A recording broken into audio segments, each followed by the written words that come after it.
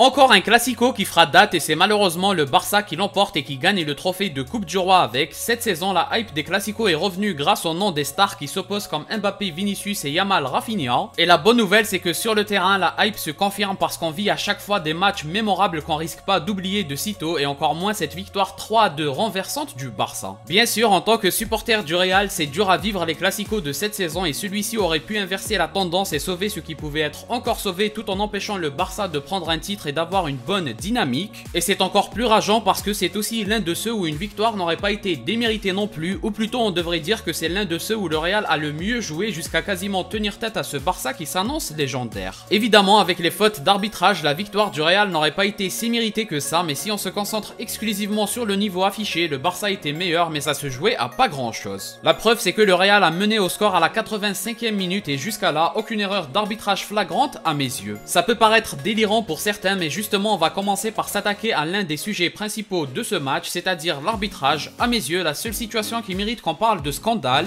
c'est bien sûr le non-penalty sur la balayette de Rudiger sur Torres à la fin des 90 minutes. Après, c'est plutôt une erreur du VAR et non de l'arbitre. Mais au final, l'objectif n'est pas d'accabler particulièrement quelqu'un, l'arbitre ou la VAR, peu importe, c'est juste d'être honnête et de parler d'erreurs graves pour cette situation en particulier. Par contre, pour ce qui est de la main de Valverde, le règlement est très clair à ce sujet. Contrairement à ce qu'une minorité pense, c'est pas une question de main qui touche le sol, c'est une question de main d'appui. Et là aussi, il faut faire preuve d'honnêteté. Valverde se sert de sa main comme tous les joueurs qui tombent au sol. Certes, ça touche le ballon avant de toucher le sol, mais ça n'a aucune espèce d'importance. Le règlement parle d'une main d'appui dans un mouvement naturel, donc là, c'est pas penalty et c'est pas scandaleux. C'est même l'inverse qui aurait été scandaleux au vu du règlement. Après, pour le rouge sur Tchouaméni, je reste divisé. C'est un tacle dangereux, mais ne pas mettre rouge là-dessus, c'est pas un scandale non plus à mes yeux. C'est une faute qui a échappé à l'arbitre comme beaucoup d'autres. Il est passé à côté de son match, mais là, on peut en trouver des deux côtés. Ce genre de faute dans le jeu, forcément l'arbitre ne fait pas un match parfait là-dessus. Bref, on pourrait parler d'autres situations, mais la seule erreur d'arbitrage claire et évidente aux yeux de tous, c'est celle de Rudiger sur Torres.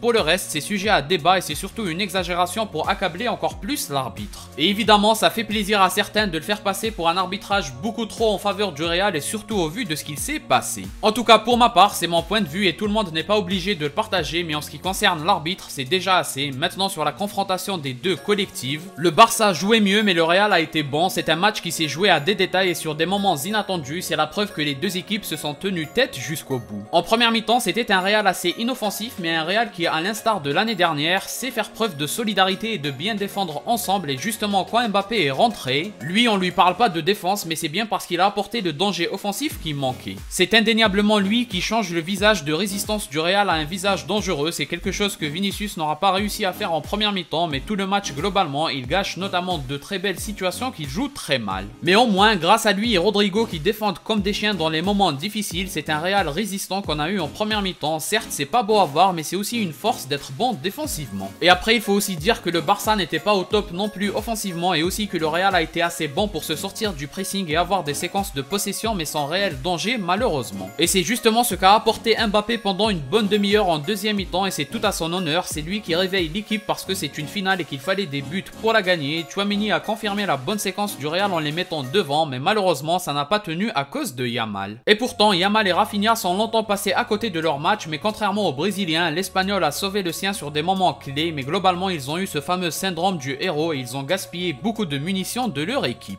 Au final, pour moi, ça s'est joué aussi sur les remplaçants. Même si Güler et Brahim ont facilité le jeu avec ballon du Real, le Barça était de plus en plus dangereux et moins friable défensivement. Les changements ont joué un rôle important. Mbappé a aussi un peu disparu et des deux côtés, on a vu trop d'imprécisions techniques et de mauvais choix. Finalement, c'est un héros complètement inattendu qui bouleverse défensivement la rencontre et il s'appelle Koundé, lui qui a sauvé de multiples situations dans sa surface. Certes, la passe de Modric est une erreur, mais la lecture de jeu de Diaz est aussi mauvaise. Après, ce sont des choses qui arrivent, notamment en prolongation.